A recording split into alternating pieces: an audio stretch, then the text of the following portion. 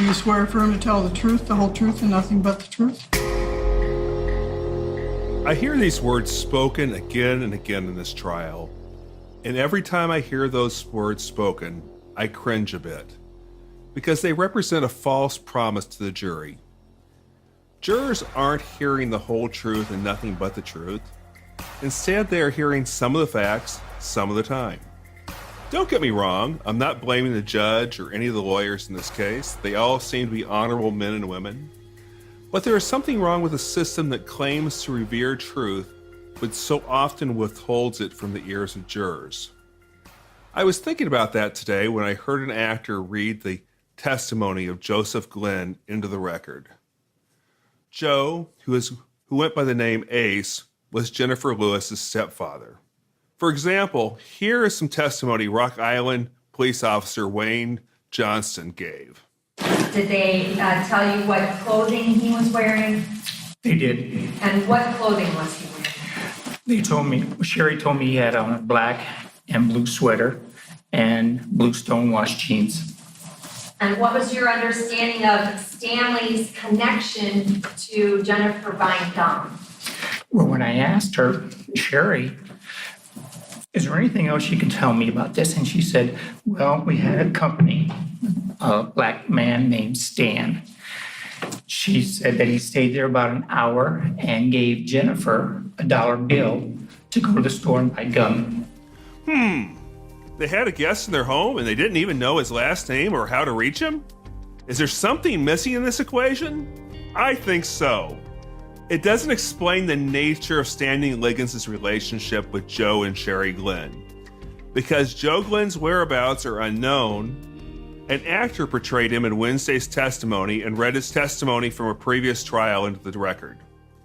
During this portrayal, it was explained that Joe met Stanley Liggins shortly after Joe's son Damien was born. During Liggins' visit to the Glenn home, Joe said there was another man present named Nate, whose last name was also unknown to him. Just listen to the testimony and see if you can figure out what is being left out. When did you first meet Stanley Liggins? When I brought Damien back from the hospital. Your wife wanted you to meet him? Yes. She knew him before then. Yes. And where did you go to see him? At his room. And you know where that was at? I believe it was the Hillside Inn in Rock Island, a motel. And did you take Damien there? Yes, we did. Did you take Jennifer there? Yes, we did. Did you go into the hotel? Me, Sherry, and Damien went into to show Stanley Damien, and Jennifer stayed out in the front, playing on the balcony in front of the house. What did Mr. Liggins do when he came to the house? Nate said him and Stanley had some business to take care of, so we sat around the living room for a couple of minutes, and then Stanley and Nate went out on the front porch, in front of the porch, to talk the private business. In case you haven't figured it out, or listened to previous episodes of Suspect Convictions, testimony in an earlier trial indicated that Stanley Liggins was wholesaling cocaine to Joe and Sherry Glenn, who were selling it for him on the west end of Rock Island. But jurors in this trial will never hear this because the Iowa Supreme Court ruled after the first Liggins trial that it was overly prejudicial and threw out the conviction. Last year, Judge Marlita Grieve ruled that jurors could not hear that Stanley Liggins was out on bond for sexually abusing a different 9-year-old girl at the time of Jennifer's murder. He was later convicted in that case.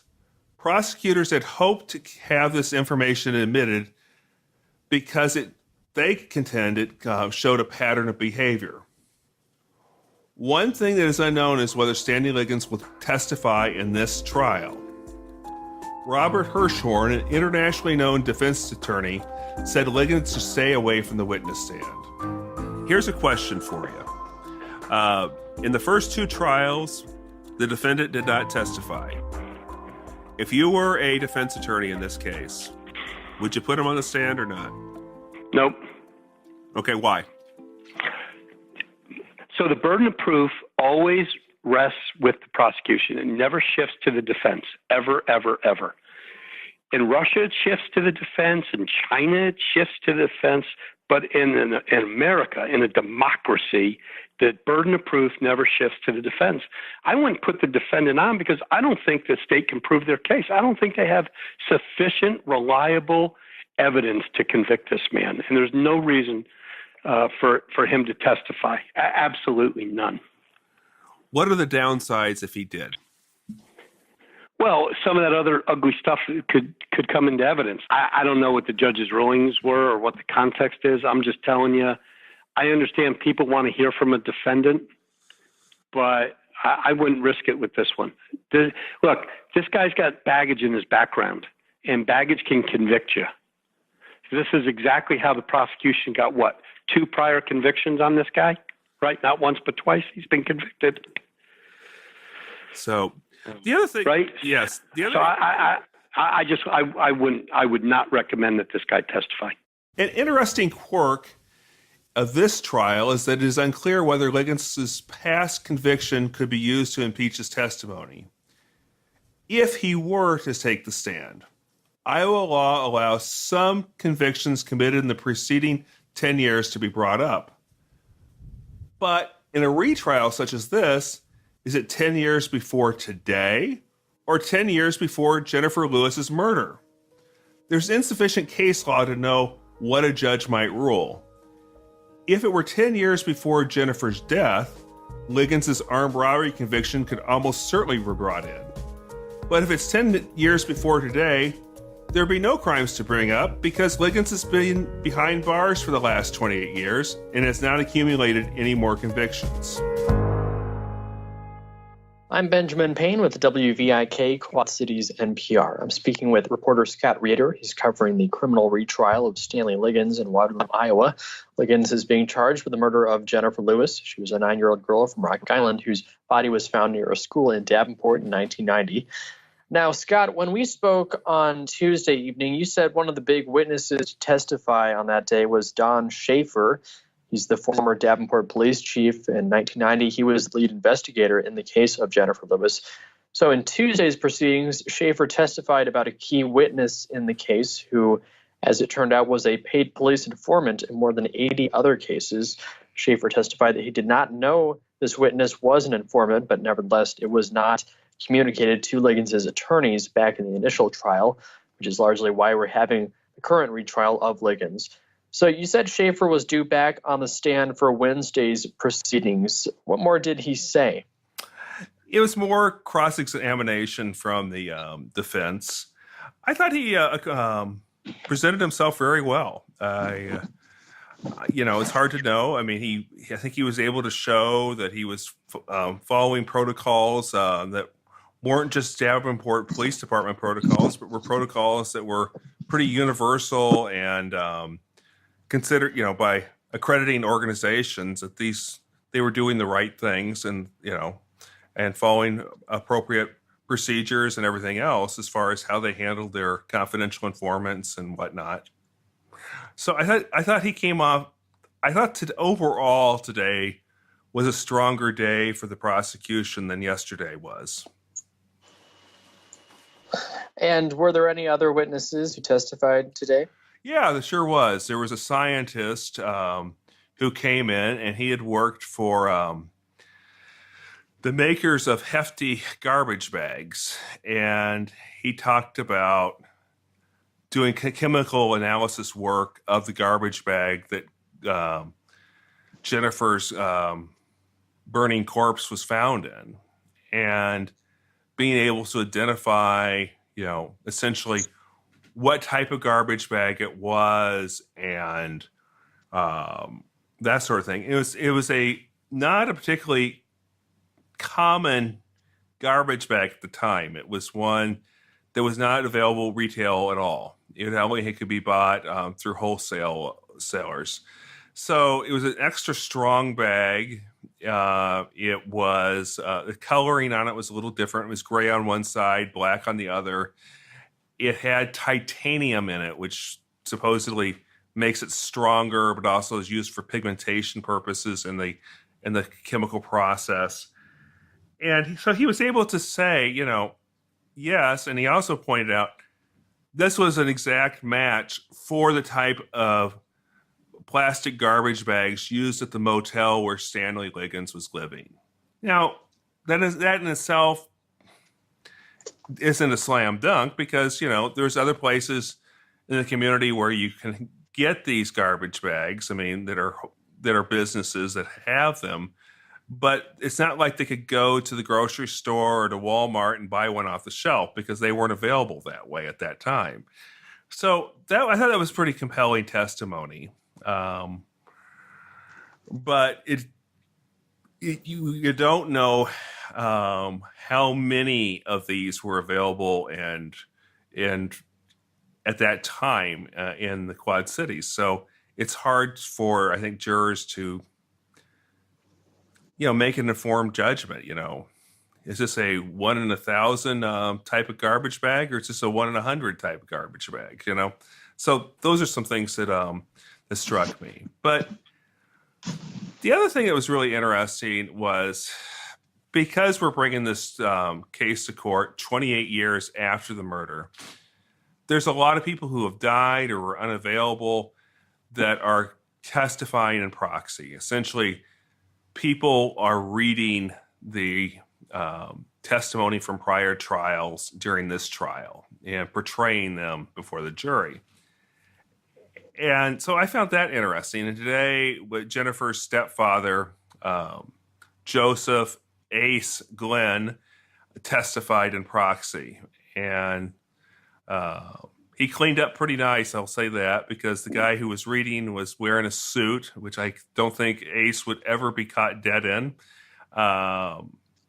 He presented the stuff probably in a more articulate manner than Jennifer's stepfather would have.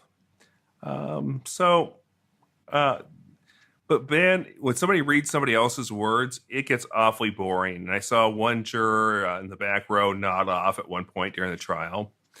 And I have to admit it, I nodded off a little bit too at the back. And as I was telling you beforehand, Ben, your dad is Joe. I get that. When I've been a journalist for 30 years, I've never nodded off on an assignment before today, but I've gone over these transcripts so many times myself. I knew that there was no surprises, and all of a sudden I probably nodded off for 2 or 3 minutes during the testimony. So I felt a little embarrassed, but I woke up and nobody noticed. And then when the break came, somebody came up and was giving me a hard time about it. So anyway, yeah, I'm just curious, who are these people who are portraying these deceased witnesses? Are they just random people they pull off the street, or are they employees of the courthouse? How does that work? Mostly, they're a mix of things. Like when during the first day of the trial, when the arson investigator, I think his name was Jim Carpenter, nice guy. He used to look like, I always thought he kind of looked like Daniel Day-Lewis when he worked for the Davenport Police Department or Davenport Fire Department. He's died a number of years ago. So they had his replacement, and the person who holds the job that he had come and read it for on his behalf. And he was wearing the firefighter uniform and everything else. They had, I think the guy who was reading for Joe Glenn today was a police officer. Sometimes they'll have, I think, some other attorneys that happen to be in the courthouse to read some testimony. It's just kind of a mix of people, but I think they're people that have connections with either the defense or the prosecution teams. And now let's talk about the jury a bit. A lot of the times in high-profile cases, there are certain pieces of information that are withheld from the jury. So in this case, is there any information that's being withheld from the jurors that you think was interesting and noteworthy? And a lot of information being withheld from the jurors. For example, during the first trial, it came out that the reason that Joe and Sherry Glenn, Jennifer's parents, knew Stanley Liggins is he was selling them cocaine for them to resell in Rock Island. And that was the nature of the relationship. And the first conviction got overturned by the Iowa Supreme Court, who said, no, that's prejudicial. That information will make people vote to convict based not on the evidence before them, but on other activities that he was involved with. Now, I think that's kind of goofy, to be honest with you, because it really explains the relationship between the Glenns and Stanley Liggins. But so when the testimony was given today, that was all cut out. And so I'm listening to this guy portraying Joe Glenn, and he's saying, I didn't know Stan's last name, but he came by once a week. And I'm thinking, and would interact with the family. And I'm thinking to myself, how many people do you know, Ben, that drop by your house once a week and interact with you that you don't know their last name or their phone number? But this was the kind of relationship that was going on between the Glenns and Stanley at the time. And it's like, that's just weird.